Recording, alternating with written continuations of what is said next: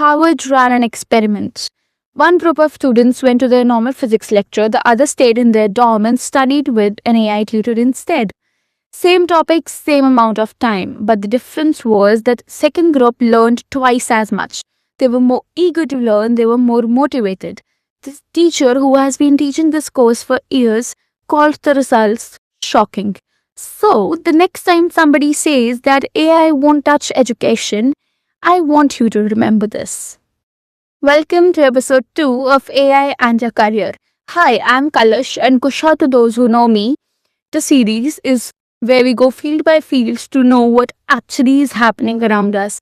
Not what headlines are showing, not what your school wants you to think, but what actual research shows. Last episode was fashion, today it's education. And look, I'll be honest, I'm a reader, I'm a student, and most of you probably, me too, sometimes use AI to study. But I don't think most of us knows what's actually happening around us. So let's get into it. Okay, let's start with something that genuinely surprised me. In 2024, 53% of university students in UK were using AI to submit their actual assessments, tests, submission, assignments. And in 1 year, the number has gone to 88%. And this isn't students sneaking around using AI. 38% of the teachers are actively allowing to use AI in their submissions. So the whole kids are cheating with AI narrative has already been outdated. And AI has now become a standard equipment in education, whether it's UK, whether it's US, whether it's India. And most institutions don't know what to do about it. But here's the stat that really got me though. 96% of the school teachers in USA haven't got any AI formal training. The students have moved faster than the system. And that's the gap where things get interesting. The Harvard experiment that we talked about earlier was actually published in Nature Scientific Reports in 2025, peer-reviewed, not a press release. But here's what actually matters. The researchers said that biggest advantage wasn't that AI is smarter. It was two things. One, students could self-pace. They didn't have to move until they actually understood something. Two, they could ask questions and understand it without feeling embarrassed. Nobody's going to feel stupid for asking an AI to explain the same thing 5 times. Now think about that for us. Most of us are in classrooms with 40-50 students. If you don't get something, you can't just stop the class. This technology is literally solving a problem Indian education has had forever.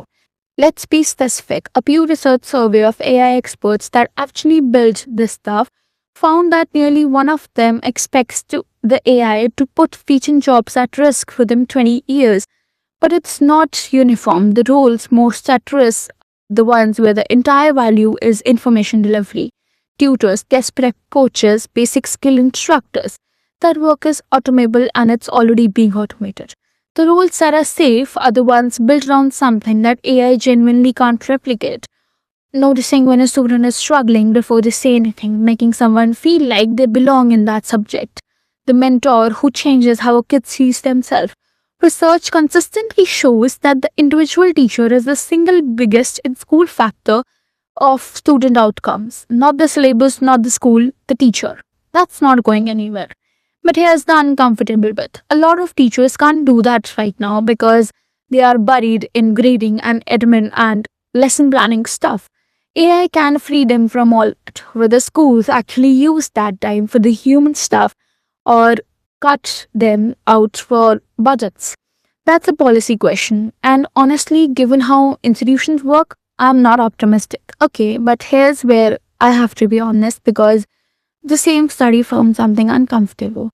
When students were just handed ChatGPT freely, no structure, just use it however you want, they actually did worse on their test because they let the AI think for them instead of thinking with it.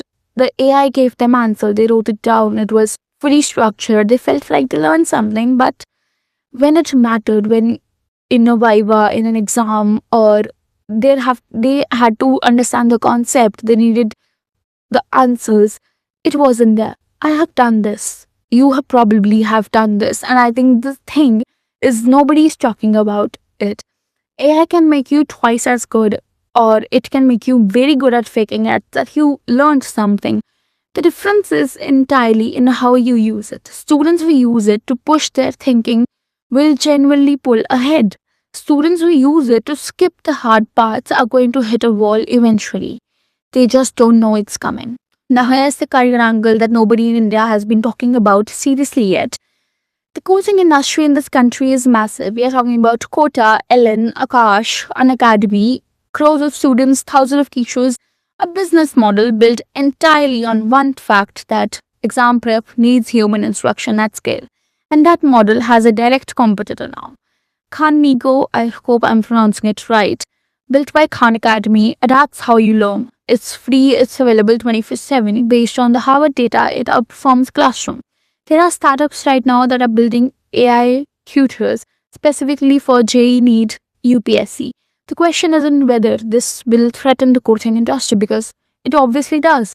The question is how fast. And the answer, according to research, is fast enough that if you're planning a career in education, you need to be planning around this, especially if you are going in the field of test prep or tutoring.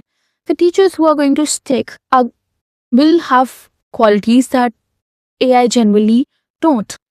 Building the relationship, the motivation, the belief in a student that they can actually crack this thing.